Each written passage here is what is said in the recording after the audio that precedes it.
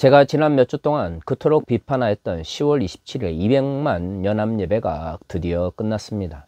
제가 그 연합예배를 그토록 비판한 이유는 한국교회가 넘어서는 안 되는 선이 있었기 때문입니다. 물론 그 이전에도 한국교회는 많은 비판을 받았지만 그럼에도 불구하고 교회가 교회로서의 정체성을 지키는 한 넘어서는 안 되는 선이라고 하는 것이 분명히 있었던 것이죠. 하지만 10월 27일 200만 연합예배는 바로 그 선을 넘어버린 중대한 범죄라고 생각합니다. 한국교회가 100년 전 이 땅 위에 전파되었을 때에 한국교회는 이 사회 발전을 견인해 왔었습니다. 하지만 3.1운동의 실패 이후 많은 독립운동가들이 조국을 떠나서 만주와 블라디보스토크와 같은 곳에서 독립운동을 하기 시작하면서 한국교회가 보수화되고 또한 내재화되는 현상이 일어나기 시작했던 것이죠. 이후 한국교회는 신사참배에 적극적으로 참여하면서 변질의 길을 걸어가게 됩니다. 문제는 군국주의로 인하여 변질되었던 기독교가 해방 이후 바른 방향을 잡지 못한 상태에서 이권에 집착하게 되었다고 하는 것이죠. 7, 80년대 군사 독재 기간 동안 한국교회는 보수주의 혹은 근본주의 교회가 주류를 형성하게 되면서 앞으로는 정치와 종교와 전혀 관계가 없는 것처럼 외쳤지만 실질적으로 뒤에서는 군사 독재와 결탁하여 수많은 이권을 누려왔습니다. 그럼에도 불구하고 적어도 90년대까지 한국교회는 정치적인 문제나 사회적인 변화에 둔감했으면 둔감했지 적극적으로 나서서 자신들의 이권을 지키지는 않았습니다. 그러는 것이 2000년대 한국사회 민주화가 급진적으로 발전하게 되면서 한국교회 내에서 극우 기독교 세력이 나타나기 시작한 것이죠. 그들은 자신들의 이권을 지켜줄 수 있는 정치 세력이 붕괴되자마자 공공영역에서 나타나 자신들의 이권을 지키기 위하여 극우적인 이데올로기를 하나님의 이름으로 포장하기 시작했습니다. 적어도 2020년 코로나 팬데믹이 터지기 전까지 이러한 극우 기독교 세력의 막대먹은 행동들은 소수의 일로 여겨졌던 것이죠. 하지만 10월 27일 연합예배를 통해서 한국교회는 스스로가 종교 집단이 아니라 자신들의 이권을 지키기 위해서 공적 영역에서 목소리를 내는 이권 집단으로서 한국 사회에 인식되기 시작했습니다. 이런 측면에서 한국교회는 분명히 넘지 말아야 될 선을 넘었다고 볼 수가 있는 것이죠. 이번 연합집회를 주도했던 이들은 자신들이 가지고 있는 종교적 힘이 공적 영역에서 얼마만큼 큰 영향력을 미칠 수 있는지를 보여줬다고 착각할 수도 있습니다. 사실 200만 연합예배라고 이야기를 했지만 실질적으로는 25만 명에서 30만 정도가 모였다라고 이야기하더라고요. 물론 그 정도 숫자가 적은 숫자는 아니지만 그 정도의 숫자를 모으기 위해서 한국교회의 분열을 가져오고 또한 한국교회의 정체성을 스스로 훼손한 일은 결코 용서받지 못할 역사적 죄악입니다. 우리가 기억해야 되는 것은 역사 속에서 교회가 자신들의 종교적 위계를 이용하여 사회적 권력을 얻기 위하여 노력할수록 사회로부터 외면받고 무너지게 되었다고 하는 것입니다. 이번 연합예배를 주도한 이들은 자신들의 영향력을 크게 표출했다라고 착각할지 모르겠지만 결국에는 이 집회를 인하여 한국교회는 몰락의 길에 들어서게 되었습니다. 아니죠. 좀 더 정확하게 이해하면 파국이 멀지 않았다라고 말할 수 있습니다. 물론 제가 이 말씀을 드리는 것은 지역교회 혹은 대형교회의 몰락이 곧 하나님 나라의 실패를 의미하는 것은 아니기 때문입니다. 만약에 한국의 교회가 하나님 나라 전체를 대표하는 것이라면 저는 하나님 나라의 실패를 이야기했을 것입니다. 하지만 제가 자주 말씀드렸던 것처럼 한국교회 혹은 지역교회의 실패가 곧 하나님 나라의 실패를 의미하는 것은 아닙니다. 그럼에도 불구하고 하나님 나라의 가치를 향하여 달려나가려고 하는 그리스도인들 그리고 이 땅 위에서 하나님 나라의 가치를 실천하려고 하는 이들에게는 큰 절망감을 안겨다 줄 수밖에 없는 것이죠. 역사를 가만히 살펴보면 하나님 나라의 뜻대로 살아가려고 하는 이들이 종종 거대한 죄악의 세력 앞에서 멈춰 설 때가 있습니다. 때로는 그 멈춤이 실패처럼 보이기도 하죠. 하지만 우리는 하나님의 나라가 어떤 식으로 이 역사 속에서 실현되어져 왔고 또한 지금도 이루어져 가는지에 대해서 생각해 볼 필요가 있습니다. 잠시의 멈춤이 곧 실패를 의미하는 것이 아니라 때로는 그 잠시의 멈춤이 한 발짝 더 나아가기 위한 반드시 거쳐야 되는 과정이기도 한 것이죠. 이번 10월 27일 200만 연합예배는 과거의 관습에 얽매여서 즉 구습에 얽매여서 자신의 종교적 교리를 타인에게 강요하려고 하는 왜곡된 표출이라고 볼 수가 있습니다.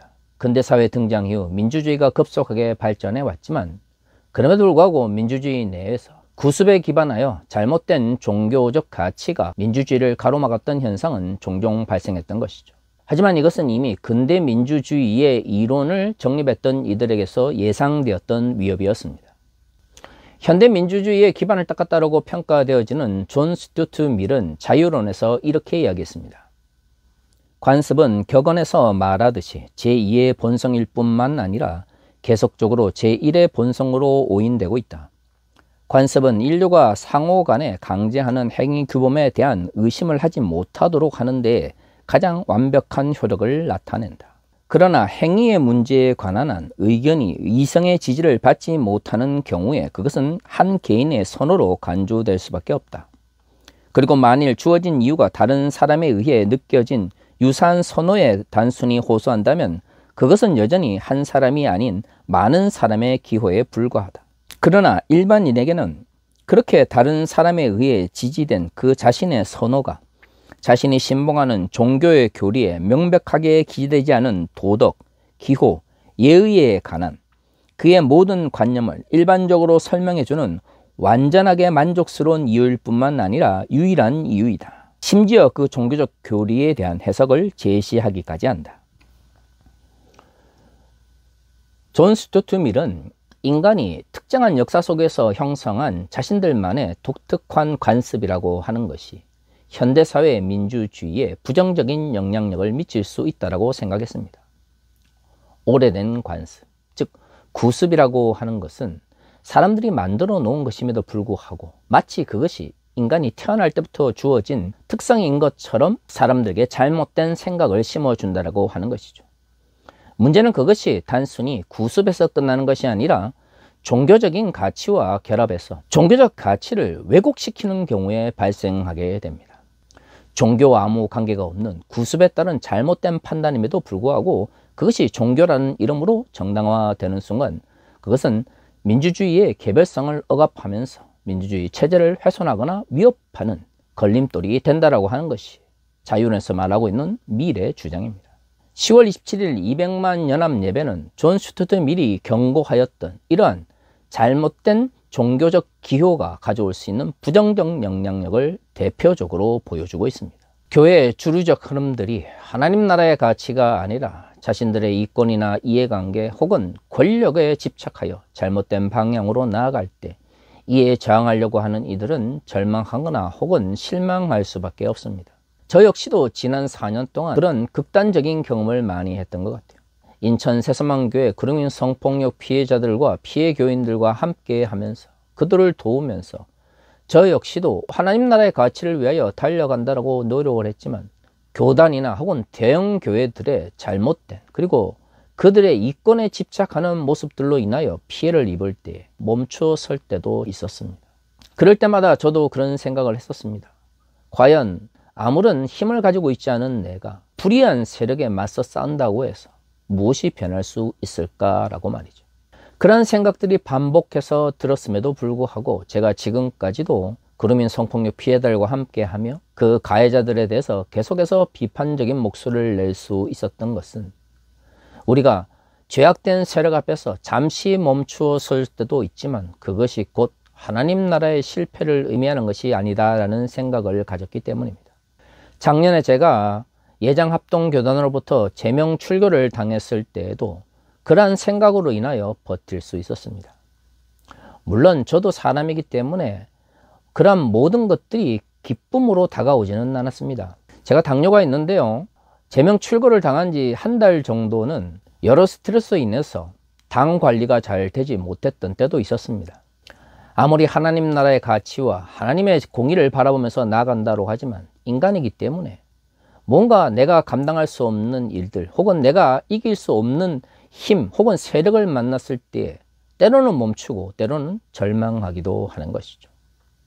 하지만 우리 모두가 기억해야 되는 것은 하나님께서 그 절망과 그 실패 속에서도 여전히 일하고 계시다라고 하는 것입니다. 때로는 우리의 눈에 하나님께서 일하고 계시지 않는 것처럼 보이고 하나님의 역사가 나타나지 않는 것처럼 보이는 바로 그때에도 여전히 하나님은 일하고 계시고 싸우고 계신다라고 하는 것이죠. 단지 우리가 원하는 방식대로 혹은 우리가 원하는 시간에 이루어지지 않을 뿐입니다. 그것이 바로 믿음이죠. 하나님의 공의와 하나님의 정의가 언젠가는 이 죄악된 세력을 무너뜨리고 하나님 나라의 가치를 이 땅에 실현할 것이라고 하는 믿음이 없이는 죄악된 세력에 의해서 잠시 멈춰 쓰는 같은 현실에 직면했을 때 결코 그것을 이겨낼 수 없습니다. 사실 오늘 우리가 읽은 히브리서의 본문의 말씀도 이와 비슷한 상황 속에서 주어진 것입니다. 히브리서는 기본적으로 유대적 정서를 가지고 있음에도 불구하고 유대인과 다른 메시아로서 예수 그리스도를 고백하는 것으로 인하여 핍박받고 고난받는 이들을 향한 권면의 서신이라고 말할 수 있는 것이죠. 그들은 유대인임을 부인하진 않았지만 유대교인들로부터 이단이라는 소리를 들으면서 예수 그리스도를 따라야 했습니다. 유대교에서 기독교가 분리되어져 나가는 상황 속에서 민족적 혹은 종교적 정체성으로 인하여 고통을 받아야 했고요. 또한 그 가운데서 여러 가지 핍박과 어려움 속에서 고난을 헤쳐나가야 했던 것이죠. 그러한 이들에게 히브리서의 저자는 예수 그리스도를 향한 믿음이 어디에서부터 시작되었는지를 기억할 것을 말하고 있습니다. 그리고 4장에서 우리가 비록 고난 가운데 있지만 결국에는 예수 그리스도께서 예배하신 안식에 들어가는 것이 우리의 삶의 목적이라고 하는 것을 분명하게 말하고 있는 것이죠. 오늘의 본문은 바로 그 연장선상에서 주어진 말씀입니다. 히브리서 저자는 10절과 11절에서 이렇게 이야기합니다. 이미 그의 안식에 들어간 자는 하나님이 자기 일을 쉬신과 같이 그도 자기의 일을 쉬느니라. 그러므로 우리가 저 안식에 들어가기를 힘쓸지니 이는 누구든지 저 순종하지 아니하는 본에 빠지지 않게 하려 함이라. 그리스도인은 그리스도께서 예배하신 안식을 향하여 달려나가는 자들입니다. 문제는 그 안식이라고 하는 것이 현재 주어진 것이 아니라 우리의 약속으로 주어진 것이죠. 그래서 우리에게 주어진 의무는 그 안식을 향하여 달려나가야 하는 것입니다. 하지만 그것이 쉬웠다면 누구나 사람들이 안식을 향하여 달려나갔겠죠. 고난과 핍박이 있고 또한 정체성의 위기가 있기 때문에 안식을 향한 경주가 결코 쉽지 않은 것입니다. 그러나 그 과정 속에서 어려움을 겪는다고 해서 우리에게 예비된 안식이 사라지는 것은 아닙니다. 안식을 향하여 달려나간 이들에게 필요한 것은 안식에 대한 확신을 가지고 고난과 핍박 속에서도 그 달려나가고자 하는 의지를 포기하지 않는 것이죠. 때로는 거대한 죄악된 세력으로 인하여 그 안식을 향한 경주에서 잠시 멈추설 때도 있지만 그럼에도 불구하고 우리는 힘써 싸워 나아가야 하는 것이죠. 거기서 얼마만큼의 성과를 얻어내느냐는 중요하지 않습니다. 왜 우리가 죄악된 세력에 멈춰 섰을 때 실망하게 될까요? 그렇죠. 우리가 노력하고 우리가 수고한 만큼의 결과를 기대하기 때문입니다. 하지만 우리가 달려나가는 것만큼 우리가 살아가는 이 세상은 그렇게 정의롭지도 그렇게 공의롭지도 않은 것이죠. 그러다 보니 우리의 수고와 우리의 노고가 전혀 외형적인 결과를 맺지 못하는 것처럼 보일 때도 있습니다. 그래서 멈춰 섰을 때 하나님의 공의와 정의를 향하여 달려나간 이들 중에서 크게 실망하거나 좌절하는 경우가 발생하게 되는 것이죠. 하지만 11절에서 말하고 있는 것처럼 그 수고에는 물량적인 성과를 말하는 것이 아닙니다. 주어진 환경 속에서 최선을 다해 달려나가고자 하는 그 의지와 그 실천이 중요한 것이죠. 내가 10걸음을 달려나가고 싶지만 죄악된 세력 앞에서 한 걸음 혹은 두 걸음 아니 어쩌면 한 걸음도 나아가지 못한 채 멈춰 설 때도 있죠. 하지만 성경은 단 한 번도 10걸음을 달려나가는 것이 힘쓰는 것이다 라고 말하고 있지 않습니다. 얼마만큼 달려나가느냐보다 더 중요한 것은 나에게 주어진 현실 속에서 앞으로 나아가기 위하여 끊임없이 노력하는 자세이지 다른 사람이 10걸음을 달려나가기 때문에 나 역시도 10걸음을 달려나가는 것만이 안식을 향하여 힘쓴다는 것을 의미하는 것은 아닌 것이죠. 이러한 관점 속에서 과거 한국 교회에서 하나님 나라의 가치, 하나님 나라를 향하여 달려나가는 경주를 물량화하고 수량화하여 서로 경쟁하게 하는 방식은 결코 하나님 나라의 가치를 따른 경주가 아닙니다.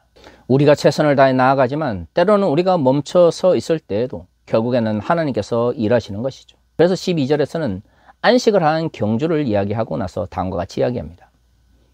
하나님의 말씀은 살아있고 활력이 있어 좌우의 날선 어떤 검보다도 예리하여 콩과 영과 및 관절과 골수를 찔러 쪼개기까지 하며 또한 마음의 생각과 뜻을 판단하나니. 안식을 향한 경주를 이야기하고 나서 왜 하나님의 말씀이 가지고 있는 능력에 대해서 이야기할까요? 그렇죠. 때로는 우리가 고난과 핍박으로 인하여 멈춰설 때도 있지만 그럼에도 불구하고 여전히 하나님의 말씀을 붙들고 있을 때 그 말씀이 우리 앞에서 역사하고 계시다는 것을 강조하고 싶었던 것입니다. 그래서 13절에는 이렇게 이야기합니다. 지으신 것이 하나도 그 앞에 나타나지 않음이 없고 우리의 결산을 받으실 이의 눈앞에 만물이 벌거벗은 것 같이 드러나느니라. 우리가 가진 능력이 부족하여 때로는 멈춰설 수도 있고 때로는 넘어질 수도 있습니다. 때로는 죄악된 세력이 너무나 커서 그 앞에서 도저히 넘어가지 못할 것처럼 여겨질 때도 있는 것이죠. 하지만 그럼에도 불구하고 우리가 붙들고 있는 하나님의 말씀은 능력을 가지고 있는 것이죠. 인간의 생각과 마음을 읽으시는 것입니다. 그렇기 때문에 하나님 앞에서 모든 것은 드러날 수밖에 없습니다. 그것은 무엇을 의미하겠습니까? 우리가 얼마만큼 많은 성과를 하나님께 드리냐가 중요한 것이 아니라 얼마만큼 최선을 다하여 오늘 본문의 표현대로 말하면 힘써서 안식을 향하여 달려나가고 있느냐 하는 것이죠. 바로 그것이 중요한 것입니다. 그렇기 때문에 하나님 나라 향하여 달려나가는 가운데서 잠시 멈추어서거나 때로는 실패를 경험하는 것처럼 보일 때에도 너무 조급할 필요가 없습니다. 속도나 큰 성과물은 하나님 나라의 가치를 이루는 방식이 아닙니다. 중요한 건 올바른 방향과 그것을 향하여 최선을 다하여 나아가는 우리의 삶의 자세인 것이죠. 중요한 것은 우리의 마음과 우리의 생각을 읽으시는 그분께서 최선을 다하여 달려나아가는 우리의 삶의 모습을 원하신다고 하는 것입니다.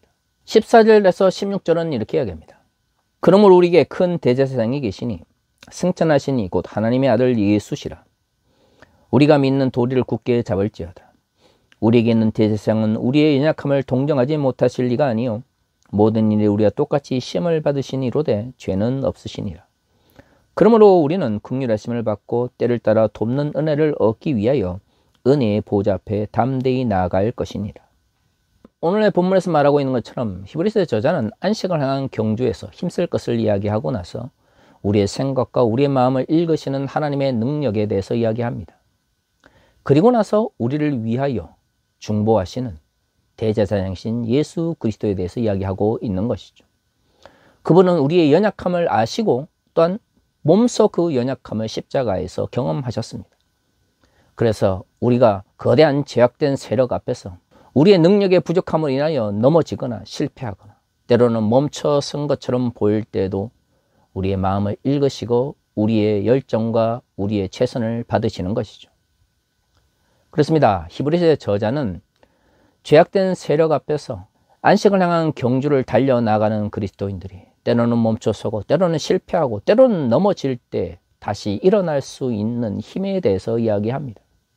그것은 하나님의 말씀이 가지고 있는 능력과 또한 우리의 연약함과 우리의 부족함을 이해하시고 또한 그럼에도 불구하고 우리와 함께 하시는 예수 그리스도에 대한 믿음에 대해서 이야기하고 있는 것이죠. 그렇기 때문에 때로는 멈췄었을 때 너무 조급할 필요가 없습니다. 남과 비교하고 내가 만들어낸 시간표에 따라서 하나님 나라가 이루어지기 원하는 그런 왜곡된 욕망이 때로는 우리를 더 큰 절망과 실망으로 이끌어 나가게 하는 것이죠. 불의가 있었을 때 그 불의를 비판하며 죄악된 세력 앞에서 하나님 나라의 가치를 향하여 끊임없이 싸워 나아가는 힘써 노력하는 그래서 안식의 경주에 우리가 포기하지 않고 달려나가는 그 자세가 중요한 것이죠. 때로는 우리가 힘이 없어 멈췄었을 때 잠시 쉬어가도 됩니다. 우리의 연약함을 대제사장이신 예수 그리스도께서 알고 계시다라고 오늘의 본문이 말하고 있지 않습니까?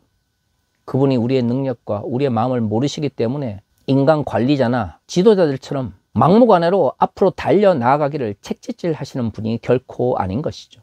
사랑하는 성도 여러분, 인생을 살아가면서 하나님 나라의 가치를 향하여 달려나가고자 하는 그리스도인들이 때로는 거대한 죄악된 세력 앞에서 잠시 멈춰설 때도 있습니다.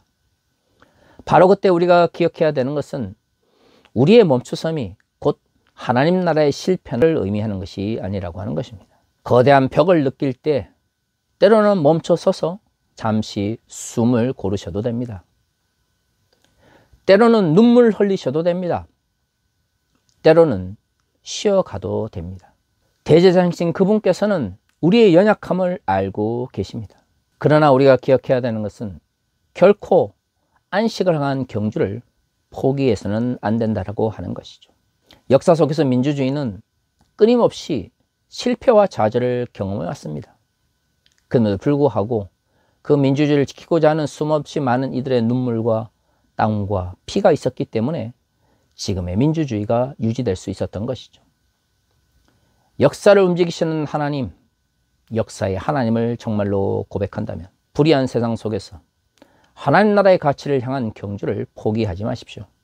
때로는 한국 교회가 죄악된 세력의 편에 서서 자신들의 이권을 지키기 위하여 불의와 제약을 저지른다 할지라도 거기에 타협하지 말고 끝까지 하나님 나라의 가치를 향하여 달려나가시기를 원합니다.